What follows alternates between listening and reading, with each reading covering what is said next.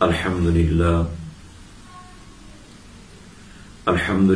الذي تجري بأمره المقادير. أعوذ بالله من الشيطان الرجيم. تنزل الملائكة والروح.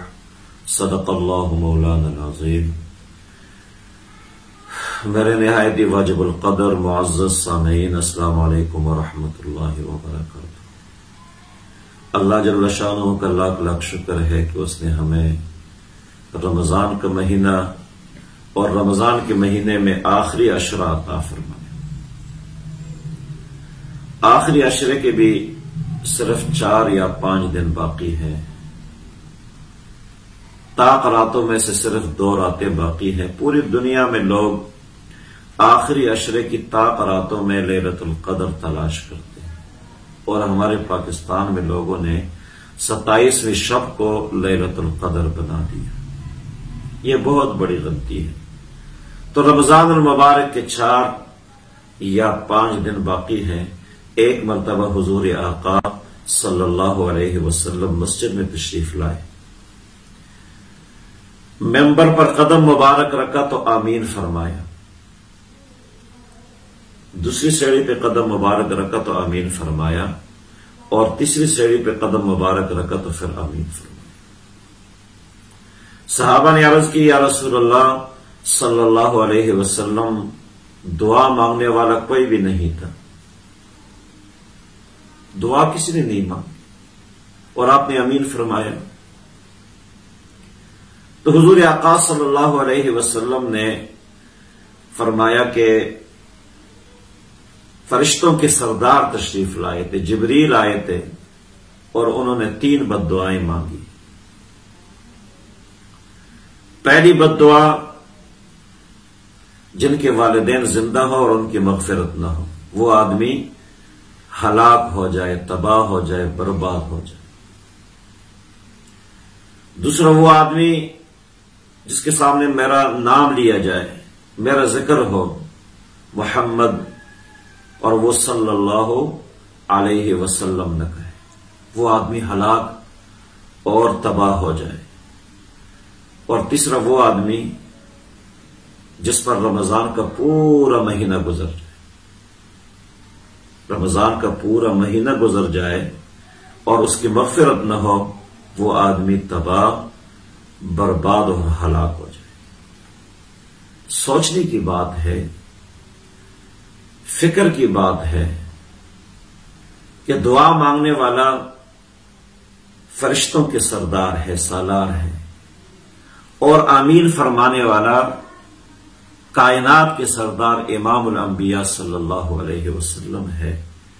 تو دعا کی قبولیت میں ایک رائی کے دانے کے برابر بھی شعبہ نہیں ہے۔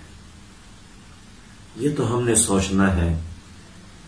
کوئی بندہ دوسرے کے بارے میں تو کچھ بھی نہیں کہہ سکتا۔ میں اپنے بارے میں جانتا ہوں، آپ لوگ اپنے بارے میں جانتے ہیں کہ ہم نے رمضان کیسے گزارا ہے۔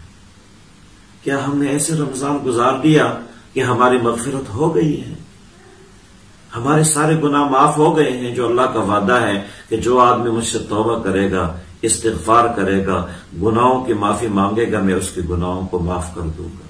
کیا اللہ سے ہم نے اپنے گناہوں کو معاف کرا دیا ہے؟ ہمارے گناہ معاف ہو گئے ہیں؟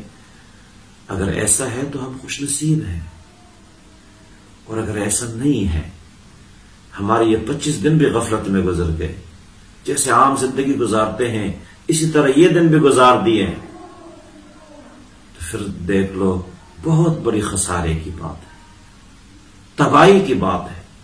اور اس تباہی میں کوئی شک شبہ نہیں ہے۔ دعا مانگنے والا روح الامین ہے، اور امین فرمانے والا امام الانبیاء صلی اللہ علیہ وسلم ہے۔ تو اس بد دعا کی قبولیت میں ایک رائی کے دانے کے برابر بھی شبہ نہیں ہو سکتا۔ اس لیے جو دن گزر گئے وہ تو گزر گئے، اگر اس میں ہم نے عبادت کی ہے تو خوش نصیب ہے۔ جو دن ہمارے پاس ہے، 4 دن ہے، 5 دن ہے، ان دنوں کا ایک ایک لمحہ اور ایک ایک گھڑی قیمتی ہے۔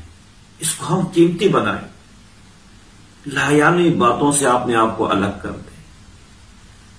یہ عیدیں بھی گزر جائے گی، یہ تیاریاں بھی ہو جائیں گی، اصل تیاری تو یہ ہے کہ ہم ان دنوں کو قیمتی بنائیں، زیادہ تر وقت تلاوت میں گزاریں، زیادہ تر وقت درود شریف کو دیں، زیادہ تر اوقات میں ذکر و اذکار کریں، مجاہدہ کریں، اپنے جسم کو تھکائیں، اللہ جل شانہ سے دعائیں مانگے، والذین جاہدوا فینا لنہدینہم سبلنا۔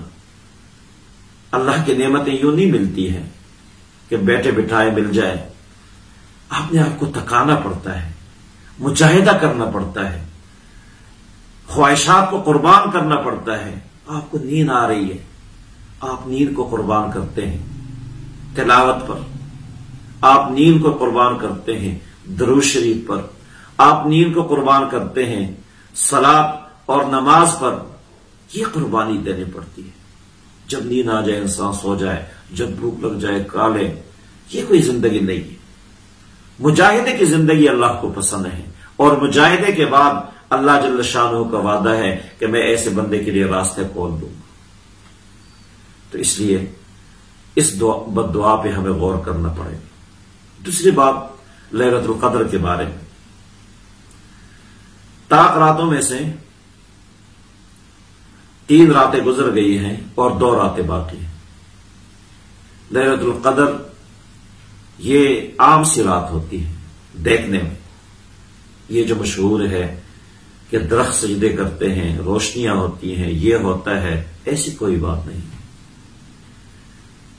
اس رات میں جب مغرب ہوتی ہے، اللہ جل شانہ روئے زمین پر ذرات سے زیادہ فرشتوں کا نزول فرماتے ہیں۔